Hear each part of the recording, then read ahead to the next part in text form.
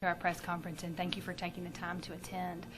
My name is Allison Bragg, and I'm an Assistant United States Attorney for the Eastern District of Arkansas, and I'm the Public Information Officer for our office.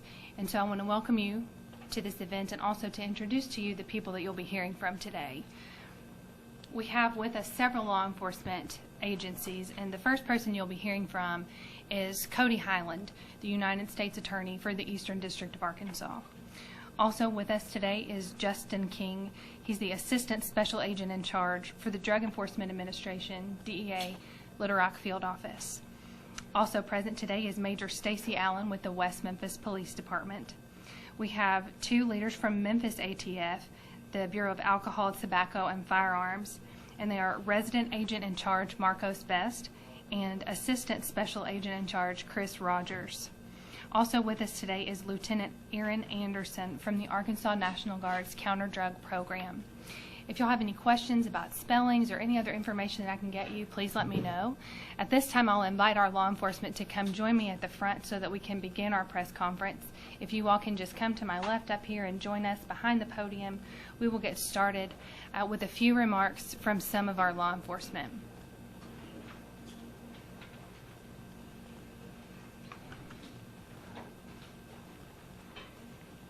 And as they make their way up here, I will introduce to you the first person that you'll be hearing from. He is the United States Attorney for the Eastern District of Arkansas, Cody Highland. Well, good morning. Appreciate you all being here. It is always an humbling experience to be standing here with law enforcement agencies like we are this morning, especially when they have been able to accomplish so much for our community this morning. We are here today to announce Phase 2 of Operation Money Don't Sleep. This was Phase 2 is a result of Phase 1. Phase 1 was resulted in 50 arrests in 2015, and in doing so created a void in the drug market. New drug dealers stepped up to fill the void.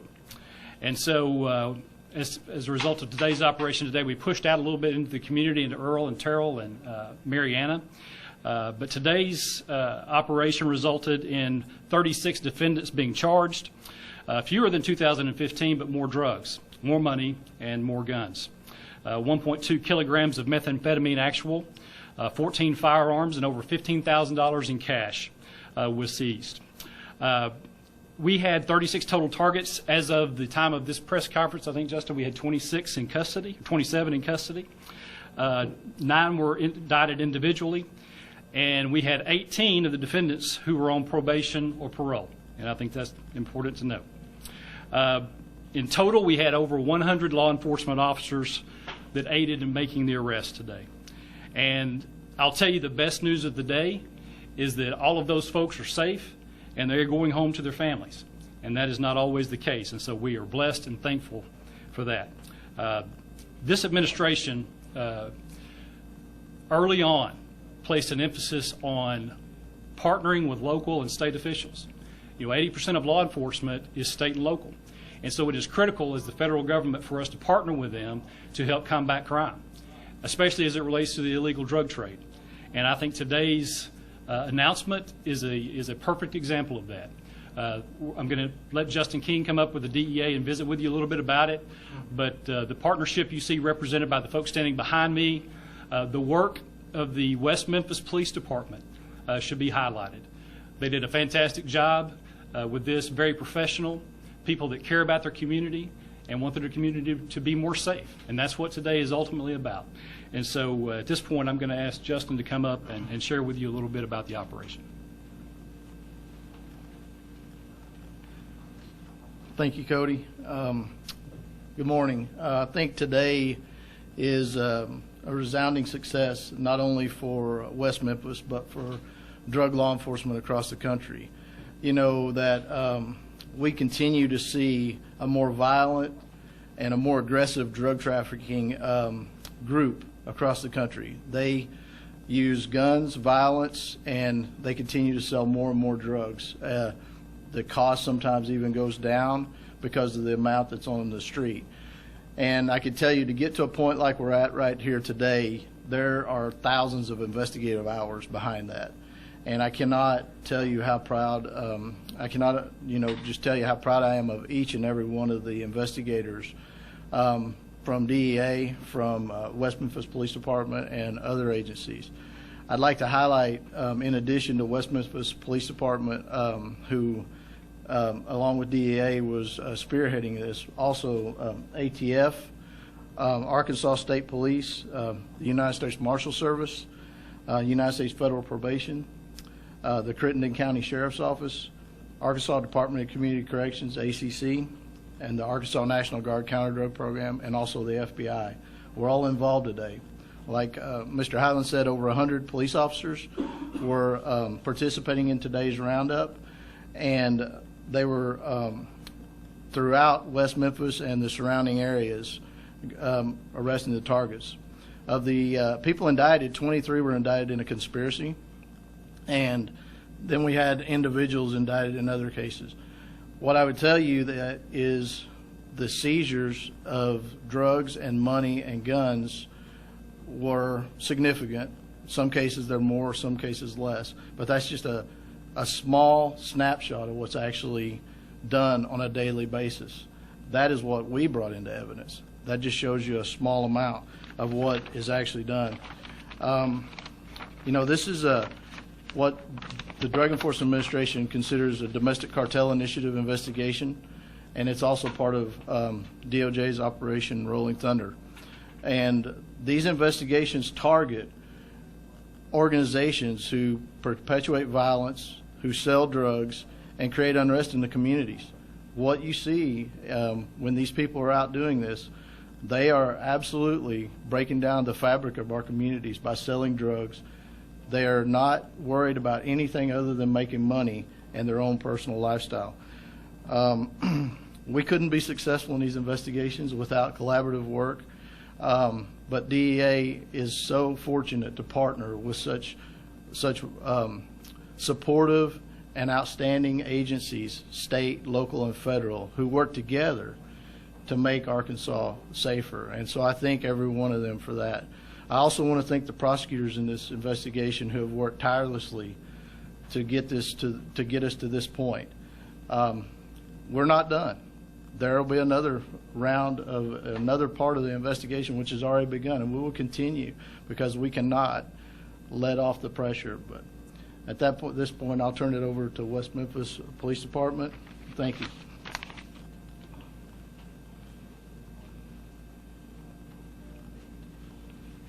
Good afternoon. When the West Memphis Police Department joined the Public Safety Partnership in 2015, we were in desperate need of federal assistance. Our federal entities answered the call for help, and the DA immediately put agents in West Memphis to assist in investigating drug crimes. Since 2015, the citizens of West Memphis and Crittenden County have seen federal assistance that we desperately needed and that the citizens deserve.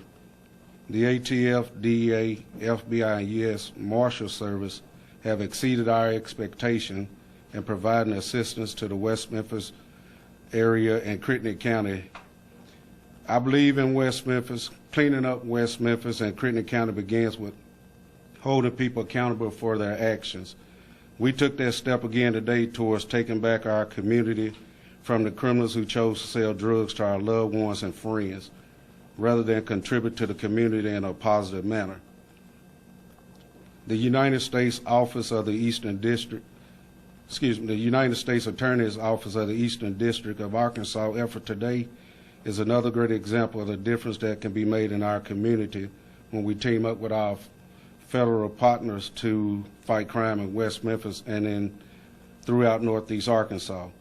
Again, I want to say thank you to the West Memphis Police Department, Crittenden County Sheriff Department, Arkansas State Police, ATF, DEA, FBI, U.S. Marshal Service, and especially the United States Attorney's Office of Eastern District of Arkansas. Thank you.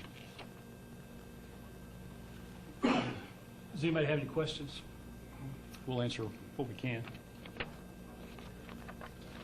What sort of impact impact is this going to have on this area of West Memphis? We know the mayor here is new in this administration and is really making big strides and putting a new face on West Memphis. Right. You guys are coming in and helping to clean up the streets and helping his administration with what he's already doing. Can you kind of echo on that?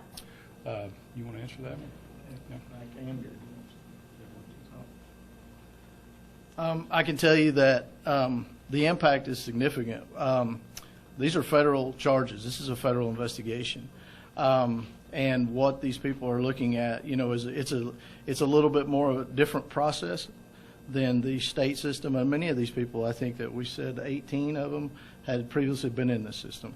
So, we will enforce and investigate all those people who do that. And whenever, you will not know the full impact, but let there be no doubt, there will be somebody else who will try to come in. And the other impact in that is these collaborative relationships that you see here today, they continue on. And what happens is it will lead to new investigations, and with our goal of making West Memphis safer. I mean, that is what we're here to do. That is what we do every day. Everything we do is to focus on enforcing the federal drug laws and making our community safer. What substance seemed to be the main focus? This was mostly methamphetamine in this investigation. Can you talk about just the need for your office to get involved? Obviously, there are local prosecutors on the ground Right. who can do the same job. Right. Are they not doing their jobs, or Not at is all. is there something that needs to? No, not at all. Prosecuting attorneys, I was one, right? I was elected in Faulkner County, in Van Buren County. We are uniquely positioned with the federal government to be able to partner as it relates to violent crime, in my opinion, because we don't have federal parole. And so when we take people federal, that means they're facing the reality of doing hard time. And so if you'll notice in Little Rock, our initiative there, the Violent Crime Initiative, is all about taking just felon in possession cases. A felon that's got a criminal history this long that is carrying a weapon. And so we're taking those cases federal because we can get them, depending on their criminal history, 5, 10, or 15 years. Whereas at the state level, it's a lot of times that's gnawed off, dismissed, because you're looking at maybe 0 to 6 years and only 1/6 of that most of the time. And so I think there has to be accountability for criminals. When the cost to the criminal comes too cheap, then crime goes up. And so our job is to partner with these folks, come in and fit where we can fit, and work hand in glove with the local prosecutor, the local chief of police, the sheriff's office, and those folks, and take cases that are important to them, criminals that are important to them, and prosecute them federally so that they get serious time in the federal system. And going back to the question of is it going to make a difference? I think it's important to characterize what it is that we do in law enforcement. There was a famous incident a few years ago where there was a mission accomplished banner hung on a carrier, right? In law enforcement, we never get to hang a mission accomplished banner. That doesn't happen here. We have to get up every day and meet the criminal where they are. Because, I've had it said to me, you're never going to kill the drug trade. How often have we heard you're never going to kill the drug trade? Well, you're never going to kill homicide or theft or anything else. Crime is crime. And while we will never kill it or terminate it completely, we can reach back and break its jaw every now and then. And that's what we did this morning. So the criminals have to know that we're going to be there consistently. This is not, as Justin said, this is not a 1 or 2 time thing. This is going to be a consistent pressure in East Arkansas, in South Arkansas, and in Central Arkansas. That's our goal. That's our commitment. Our community deserves nothing less, because they deserve to have a community without this toxic influence of drugs, throughout the neighborhood. Economic development doesn't thrive. Schools don't thrive unless the criminal element has been suppressed, and that's our job. Can you talk about the steps that you're taking to work with local police and the mayor to kind of discourage the younger people to not get involved in these type of activities? Well, and you just hit on something that is critical. Justin and I talked about that this morning. Gangs and these groups are recruiting people that are younger and younger. And, in the Arkansas state system, there's less accountability for juveniles, and so that makes them ripe for being targeted by these folks to do some of the, the worst things. And so, yes, we're working with as many local officials as we can. Some of that is, you have to go back to parenting issues. You have to go back to community, faith, a lot of things that go into that. Law enforcement has a job, and our job is to take care of the criminal element and to protect our community, to protect and serve. And again, I want to say again how humbling it is seeing those guys up late last night, up early this morning, and risking their lives. I mean, that wasn't a throwaway comment. We had over 100 police officers involved in this, and agents involved in this initiative, this operation, and they're all going home safe today. That is never a guarantee, and so we appreciate very much their commitment. John? Where were the arrests processed at? Was it the local county jail, or did you set up a remote site? Do you want to talk about that?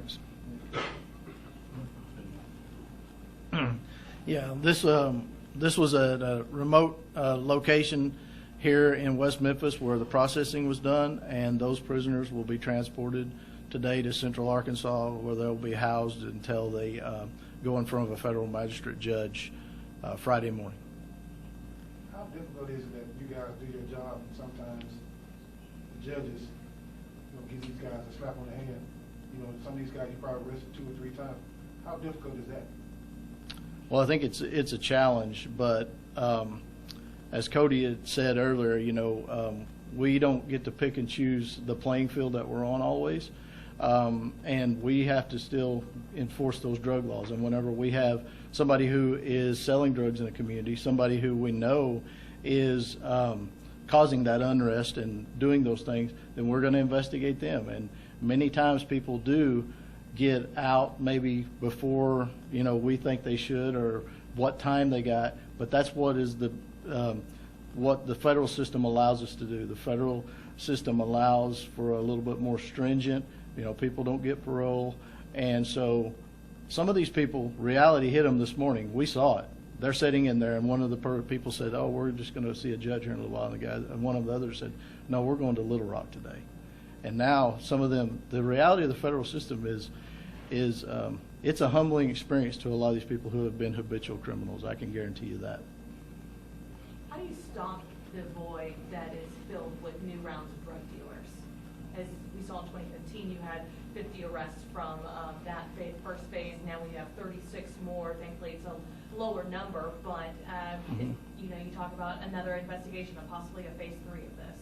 Yes, there is no way to stop it. There is a way to try and control it, and you have to continue that investigative pressure. We have to continue to diligently go into any community where we go into and investigate and do investigations that target the highest level people bringing it in, because if you go after the highest level drug trafficker, you can cut off the flow of the drugs. But the other thing that we do is try, like a question was asked earlier, education. We have to educate our children and our youth more about the dangers of drugs. I mean, drugs, so many people, just because of a bad group of people they're hanging out with or something, they go and they start using drugs. Well, if there's not the availability of drugs, the chances for that to not happen are greater. But you also have to remember that there is a constant flow. We see more methamphetamine and more heroin right now in the United States than we've had in recent years. Our seizures are up across the country. In many cases, and especially for methamphetamine, the cost has gone down as purity levels have gone up. And because of that, you see somebody who maybe used to be a smaller level dealer has more product. Well, when you have more product and a more potent product, there's more of it on the street. So across the board, law enforcement wise, across the United States, we see significantly higher seizures. I'm talking our seizures are up nationwide. And what we do is continue to work those cases diligently and prosecute them to the fullest of the law. On that note, do you sort of talk about high volume versus not as, do you consider the people you arrested to, last 24 hours low hanging fruit, or are these people who are, higher up in the food chain, I guess? That's a good question. And I think that those terms get thrown around sometimes when people want or maybe think, well, is this investigation maybe not compared to this? And you cannot really compare investigations. You know, this is a OCDF, an Organized Crime Drug Enforcement Task Force investigation, which is what allows the federal government to deputize local and state investigators as part of the task force. So whenever you have these investigations, you have an investigation which might be all the way toward a cartel, but you might also have local impact investigations. And I would say this is kind of a hybrid investigation where there's a little bit of both. But to just give you an example of how we look at it at the Drug Enforcement Administration is this investigation had all the investigative tools of the biggest investigations we use here in West Memphis. We did the same things we do on the highest level investigators because that's how we do our investigations. And, you know, so we can prosecute that to the fullest. But I will tell you, to answer your question, it's a big deal to the people right down the street who had that person arrested, even if it's somebody who may not have as much weight or anything. And so you always have to look at that. And, you know, I can tell you, you go into a community where somebody may not be, he may be a pound level methamphetamine dealer, and somebody over here is working 100-pound level, but the person lives next to that person that's selling that pound is just as affected. Looking at the Eastern District, specifically West Memphis, and what you guys carried out over the last few months and culminating this morning, where does West Memphis, this area, lie in terms of issues with drugs, with drug trafficking? Is this one of the hot spots for the state, or is it one of many? Well, it'd be one of many, but anytime you have a metropolitan area where more people are living, you're going to have the potential for more people to buy drugs in that community. But you will see in Arkansas, we're unique that we have a lot of rural communities. You're going to see a lot of people travel into Memphis, West Memphis, into Little Rock, Helena. They're going to go get their drugs and travel back to their communities. So it's to say at rates, you know, as far as population, but West Memphis traditionally has had, you know, that's why we're working here. So, you know, there has been significant amount of drug trafficking or people selling drugs in West Memphis. And you want to add? So what age are you arrested? Like, what's as young as what to what? Well, I think the youngest person we had here today was in the early 20s maybe, and the oldest person probably is close to 50, somewhere in there maybe. So, you know, we're talking variety of ages. Were most of the arrests in Crittenden County? Yes. Crittenden County. What kind of guns were seized? We had a couple of pistols. I know I saw a long gun seized this morning. Yesterday morning, I think we had a pistol seized.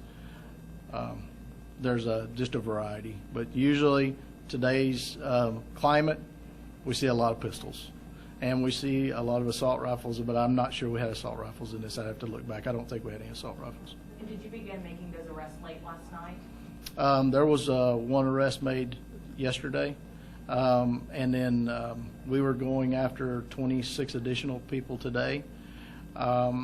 We had 5 people that were already in custody out of the 32 or 32 indictments. So we were going after 26 today.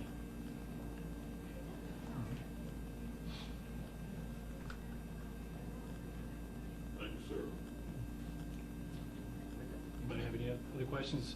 I will say I checked with my DEA partners on this. There was one individual arrested that we believe has ties to MS-13. And so going back to the question of significant high level, that's obviously a priority for the Department of Justice anytime we have those ties. So anybody else? Anybody wants? Appreciate having ATF from Tennessee here. They're going to be working with us, and they're going to be a good partner for us in East Arkansas. And so we're looking forward to being here and doing the work that needs to be done for our communities. So with that said, if nobody's got any questions, we'll be done. Thanks. Thank you. Thank you very much.